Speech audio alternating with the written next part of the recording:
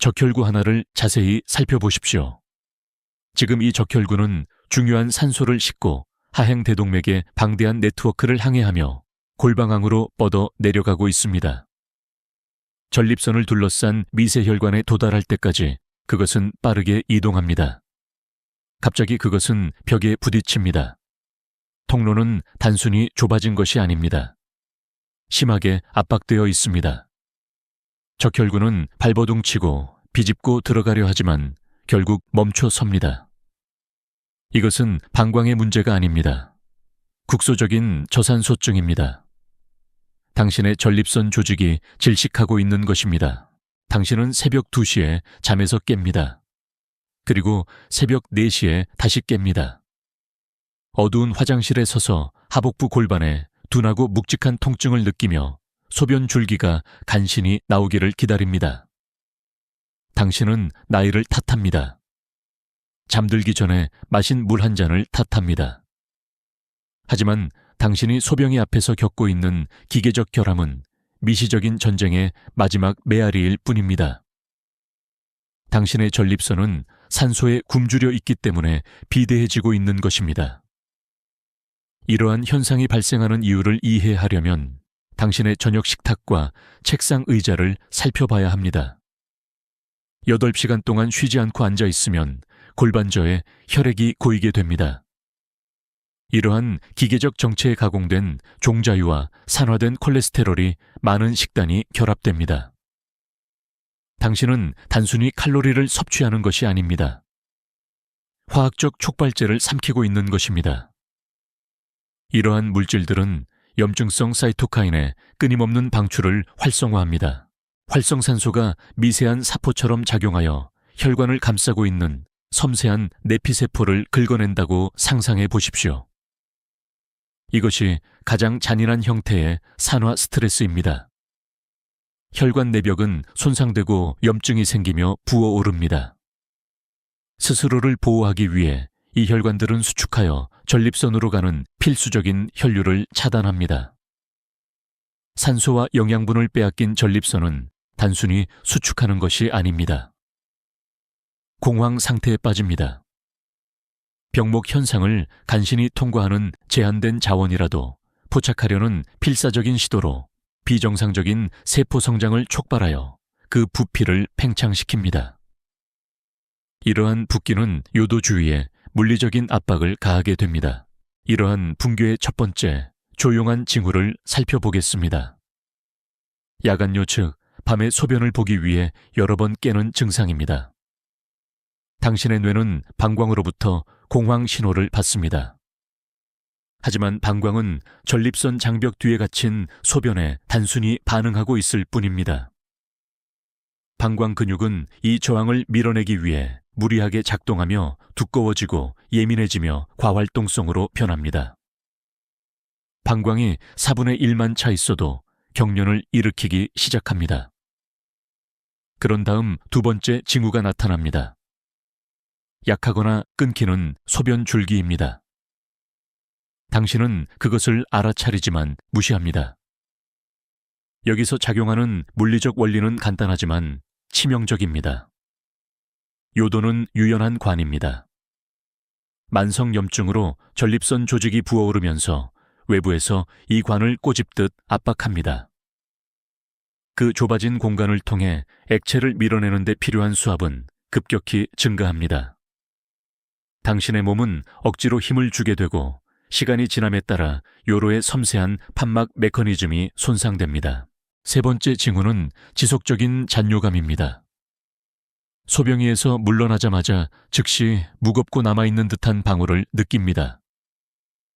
그 잔뇨는 단순한 성가심이 아닙니다. 고여있는 웅덩이입니다. 방광의 따뜻하고 어두운 환경에서 갇힌 소변은 세균의 급속한 번식지가 됩니다. 이로 인해 경미하지만 지속적인 요로 감염이 발생하여 이미 부어오른 전립선에 염증을 더욱 악화시키고 끊을 수 없는 세포 손상의 악순환을 만듭니다. 네 번째 징후는 대부분의 남성들이 깊은 침묵 속에 묻어두는 것입니다. 깊고 둔한 골반 통증을 동반한 발기 문제입니다. 당신의 성기능은 전적으로 복잡하고 빠른 혈액 유입과 즉각적인 신경 신호에 의존합니다. 전립선은 발기를 제어하는 신경혈관 다발과 바로 인접해 있습니다. 전립선이 울혈되고 염증이 생기면 이 작고 연약한 신경과 혈관들을 기계적으로 짓누릅니다. 뇌에서 오는 전기 신호가 말 그대로 차단됩니다. 동맥혈류는 목적지에 도달하기도 전에 꼬집혀 차단됩니다.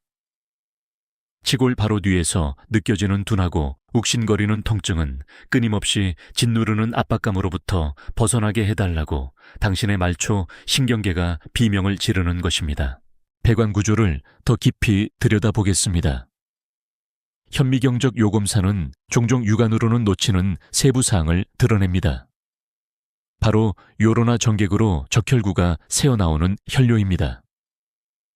이를 이해하려면 전립선을 둘러싼 혈관 구조를 시각화해 보십시오. 그것은 전립선 정맥총이라는 조밀하고 연약한 네트워크로 둘러싸여 있습니다. 만성 저산소증으로 전립선이 부어오르면 이 미세 혈관들에 엄청난 물리적 부담이 가해집니다.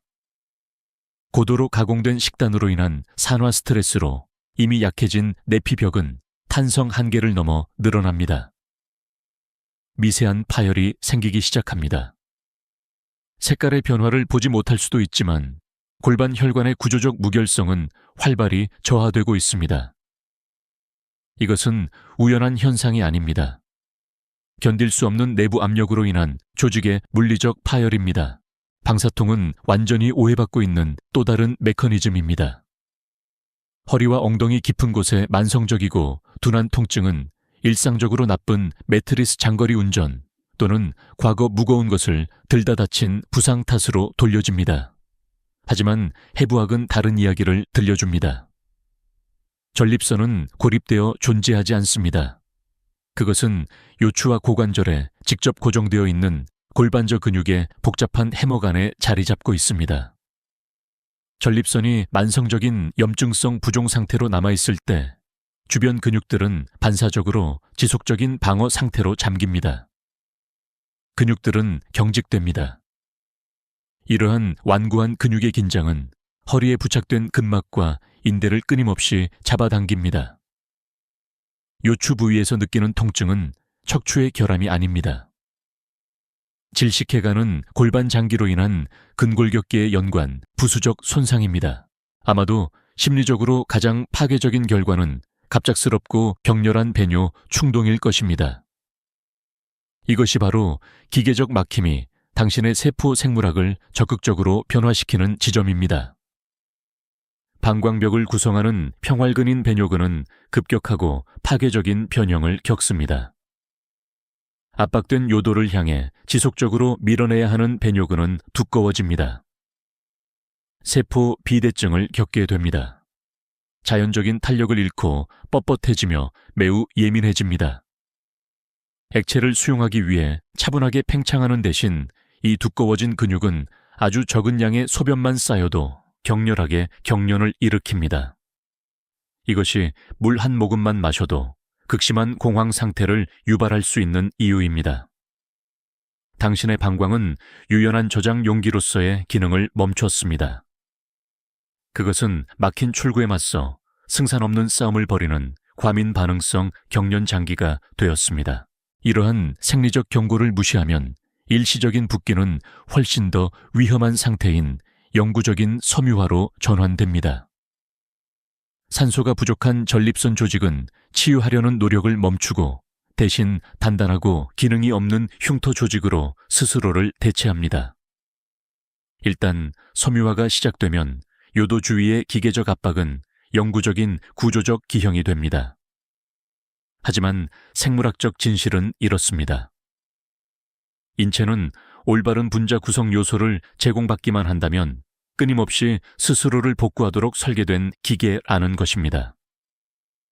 단순히 물을 적게 마시거나 골반저 운동을 하는 것만으로는 이를 되돌릴 수 없습니다. 세포 수준에서 직접 산화의 불길과 내피 손상을 해결해야 합니다. 미세혈관이 다시 열리도록 강제해야 합니다. 이러한 역전 과정의 첫 번째 생물학적 무기는 라이코펜이라는 특정 식물성 영양소이지만 생것의 형태는 아닙니다. 익히고 농축된 토마토를 섭취하면 열이 라이코펜의 분자 구조를 변화시켜 생체 이용률을 매우 높게 만듭니다. 이 화합물은 테스토스테론을 전립선 비대를 공격적으로 촉진하는 고반응성 호르몬인 DHT로 변환시키는 바로 그 효소인 5알파 환원 효소의 직접적인 억제제 역할을 합니다. 하지만 라이코펜은 호르몬의 균형을 맞추는 것 이상의 역할을 합니다. 그것은 생물학적 청소부로 작동합니다. 골반 혈관을 찢어놓는 활성산소를 적극적으로 추적하고 중화시켜 전립선의 염증을 유지시키는 산화 스트레스를 즉각적으로 감소시킵니다. 두 번째 중요한 개입은 지질 프로필을 근본적으로 바꾸는 것을 요구합니다. 표준 서구식 식단은 카놀라유, 대두유, 옥수수유와 같은 산업용 종자유에서 추출한 고도로 가공된 오메가6 지방산으로 포화되어 있습니다. 이러한 산화된 오일은 골반 부위를 질식시키는 염증성 사이토카인의 기본 구성 요소입니다. 고품질의 해양, 유래 오메가3, 지방산을 체내에 쏟아부어 이 비율을 급격하게 바꿔야 합니다. EPA와 DHA는 단순한 건강한 지방이 아닙니다. 고도로 활성화된 신호 전달 분자입니다. 혈류에 들어가면 염증을 생성하는 세포 경로를 체계적으로 차단합니다. 그것들은 생물학적 용매처럼 작용하여 하복부 골반으로 가는 혈류를 제한하는 산화된 지질 플라크를 서서히 용해시킵니다. 미세혈관이 이완되고 확장됨에 따라 산소가 풍부한 다량의 혈액이 마침내 질식해가는 전립선 조직에 도달하게 됩니다. 세 번째 필수 분자는 원소 아연이며 특히 식물성 스테롤과 함께 전달될 때 더욱 그렇습니다. 인간의 전립선은 신체의 다른 어떤 연조직보다 높은 농도의 아연을 함유하고 있습니다. 오래되고 기능이 저하된 세포에 프로그램된 사멸인 세포사멸 아포프토시드를 조절하기 위해 아연에 크게 의존합니다. 흡수 불량이나 정제된 식단으로 인해 아연 수치가 급감하면 오래된 전립선 세포는 죽기를 거부합니다. 그것들은 빠르게 쌓여 전립선의 물리적 크기를 팽창시킵니다. 냉압착 호박씨유를 섭취함으로써 생체 이용률이 높은 아연과 베타시토스테롤이라는 표적 탑재물을 골반저에 직접 전달하는 것입니다. 베타시토스테롤은 장에서 염증성 콜레스테롤의 흡수를 기계적으로 차단하는 반면 아연은 과도하게 증식한 전립선 세포를 재생과 프로그램된 사멸이라는 자연적인 주기로 되돌려 놓습니다. 이러한 이중작용은 물리적으로 전립선 조직을 수축시켜 요대 가해진 기계적인 압박을 서서히 풀어줍니다.